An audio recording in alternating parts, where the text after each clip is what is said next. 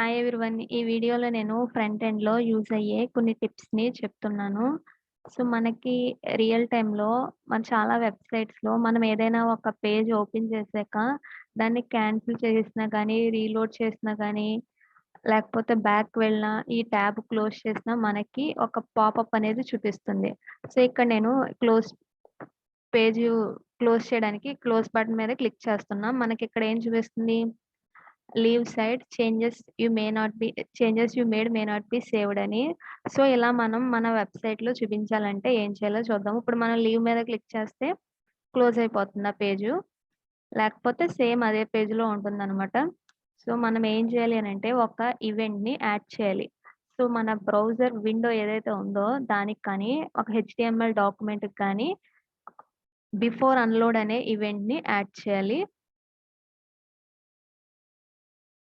So, మనం window అని అన్నామనంటే ఏంటి అనంటే బ్రౌజర్ విండో. ఇదొక విండో. ఈ విండోలో మనం ఒక వెబ్ పేజ్ ఓపెన్ చేసినప్పుడు మన వెబ్ పేజ్‌లో ఆన్ బిఫోర్ అన్‌లోడ్ అనే ఈవెంట్ యూజ్ చేసినప్పుడు ఇది క్యాన్సిల్ అయ్యేటప్పుడు మనకి ప్రాంప్ట్ అనేది యూజర్‌కి చూపించాలి అనంటే మనం ఏం చేయాలంటే window dot on before unload is equal to ఒక ఫంక్షన్ ఏదో ఒకటి. మనం ఈ ఈవెంట్‌ని ఏ విధంగానైనా యాడ్ చేయొచ్చు. ఈ ప్రాపర్టీ యూజ్ చేసి యాడ్ చేయొచ్చు. యాడ్ ఈవెంట్ లిజనర్ అనే మెథడ్ ద్వారా కూడా యాడ్ చేయొచ్చు.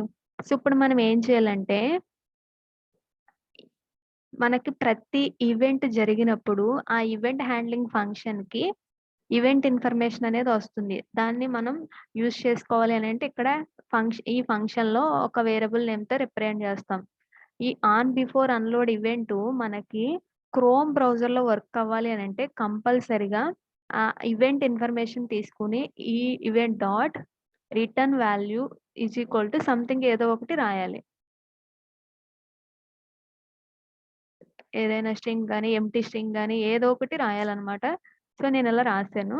సో, ఇప్పుడు మనం అవుట్‌పుట్ చూసినట్టయితే దీని యొక్క అవుట్‌పుట్ ఇప్పుడు నేను రిఫ్రెష్ చేస్తున్నా. మనకి ఏమి చూపించట్లే. ఎందుకనంటే ఈ ఫీచర్ అనేది, ఈ ఈవెంట్ అనేది ఎప్పుడు ఫైర్ అవుతుంది అనంటే, మన వెబ్ పేజ్‌లో యూజరు ఏదైనా చేంజెస్ చేసినప్పుడు. యూజర్ ఏదైనా చేంజెస్ ఎప్పుడు చేస్తారు? ఫార్మ్‌లో ఉన్న డేటా గాని, ఏదన్నా హెచ్‌టీఎంఎల్ ఎలిమెంట్‌కి కంటెంట్ ఎడిటబుల్ అనే ట్రూ ఉన్నప్పుడు, దానిలో చేంజెస్ గాని జరిగినప్పుడు. సో, నేనిప్పుడు ఏ చేంజెస్ చేయలేదు కాబట్టి, నేను రిఫ్రెష్ చేస్తున్నా, క్లోజ్ చేసినా మనకి ఎర్రర్ ఏమి రాదు. అదే నేనిప్పుడు సమ్ డేటా ఎంటర్ చేస్తున్నా ఈ ఫార్మ్ ఫీల్డ్‌లో. ఇప్పుడు నేను రిఫ్రెష్ చేస్తున్నా. ఇప్పుడు మనకేం చూపిస్తుంది? ప్రాంప్ట్ అనేది చూపిస్తుంది. రీలోడ్ మీద క్లిక్ చేసినప్పుడు మాత్రమే పేజ్ అనేది రీలోడ్ అవుతుంది. ఎప్పుడు నేను రీలోడ్ బటన్ మీద క్లిక్ చేసినప్పుడు. అదే నేను క్లోజ్ మీద క్లిక్ చేస్తున్నా. క్లోజ్ మీద క్లిక్ చేస్తున్నప్పుడు లీవ్ అనే ఆప్షన్ చూపిస్తుంది. అండ్ రిఫ్రెష్ మీద క్లిక్ చేసినప్పుడు రీలోడ్ అనే ఆప్షన్ చూపిస్తుంది. సో, ఇక్కడ క్లోజ్ బటన్ మీద క్లిక్ చేస్తే ఆ ట్యాబ్ మీద లీవ్ అనేది చూపిస్తుంది. నేనిప్పుడు లీవ్ అని క్లిక్ చేస్తే ఆ ట్యాబ్ అనేది క్లోజ్ అయిపోతుంది. సో, నేనిప్పుడు లీవ్ మీద లీవ్ మీద క్లిక్ చేస్తున్నాను. సో, ఆ ట్యాబ్ అనేది క్లోజ్ అయిపోయింది. సో, ఇప్పుడు నేను మళ్ళీ ఓపెన్ చేశాను. ఇప్పుడు నేను మళ్ళీ రిఫ్రెష్ చేస్తున్నా అండ్ మళ్ళీ క్లోజ్ చేసినా మనకి ఎర్రర్ చూపించదు. ఎందుకనంటే ఆ పేజ్‌లో మనం డేటా ఏమి మోడిఫై చేయలేదు కాబట్టి. అదే నేను ఎప్పుడైనా ఒకసారి డేటా ఎంటర్ చేసి సేవ్ చేయకపోయినా లేకపోతే మనం దాన్ని హ్యాండిల్ చేయకపోతే మన వెబ్ పేజ్‌లో ఈ ఈవెంట్ యాడ్ చేయడం ద్వారా యూజర్‌కి ఒక ప్రాంప్ట్ అనేది చూపించొచ్చు. నెక్స్ట్‌ది ఏంటి అనంటే, మన హెచ్‌టీఎంఎల్‌లో ఏదైనా ఒక ఎలిమెంటు ప్రెజెంట్ ఏ ఎలిమెంట్ యాక్టివ్‌గా ఉందో తెలుసుకోవాలి అని అనుకుంటే, మనం ఒక ప్రాపర్టీని యూజ్ చేసి తెలుసుకోవచ్చు. డాక్యుమెంట్ డాట్ యాక్టివ్ ఎలిమెంట్ అని ఇస్తే, మన వెబ్ పేజ్‌లో ఏ పర్టిక్యులర్ ఎలిమెంట్ ప్రెజెంట్ ఫోకస్‌లో ఉందో ఇస్తుందనమాట. ఇప్పుడు మనకి డాక్యుమెంట్ డాట్ యాక్టివ్ ఎలిమెంట్ అంటే కంప్లీట్ హెచ్‌టీఎంఎల్ బాడీ అని వచ్చింది. ఎందుకంటే మనం ఎక్కడ ఫోకస్ పెట్టలేదు కాబట్టి.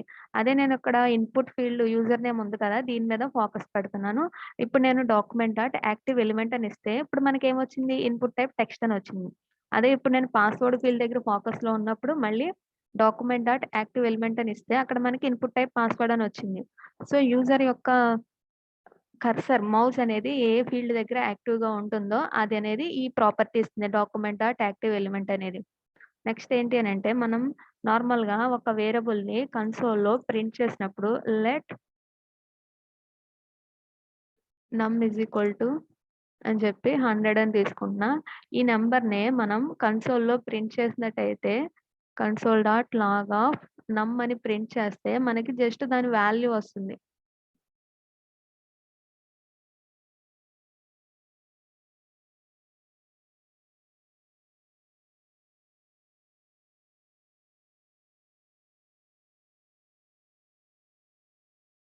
సో, ఇప్పుడు మనకి 100 అని ప్రింట్ అయింది. మనం నార్మల్‌గా ఒక ఆబ్జెక్ట్‌ని యూజ్ చేస్తే ఎలా వస్తుంది? కర్లీ బ్రేసెస్ వచ్చి వస్తాయి. సపోజ్ ఇక్కడ నేను let person is equal to అని చెప్పి కర్లీ బ్రేసెస్‌లో నేమ్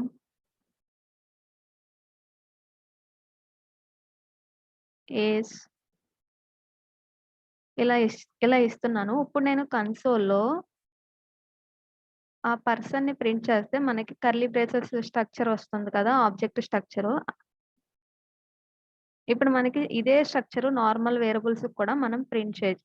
సో, దీన్ని ప్రింట్ చేస్తే మనకి ఈ కర్లీ బ్రేసెస్‌లో ఎలా అయితే వచ్చిందో, అలా మనకి నార్మల్ వేరియబుల్స్‌కి రావాలి అనంటే మనం ఏం చేయాలి అనంటే, సో, ఇప్పుడు నమ్ అనే వేరియబులే కదా! మనకు ఆ స్ట్రక్చర్‌లో రావాల్సింది. మనం కర్లీ బ్రేసెస్ పెట్టి దాంట్లో వేరియబుల్ నేమ్ రాస్తే మనకి ప్రింట్ అయ్యే స్ట్రక్చర్ ఆబ్జెక్ట్ ఫార్మ్‌లో వస్తుందనమాట. ఈ విధంగా నమ్ 100 అని వచ్చింది కదా! ఇలా. Thank you for watching.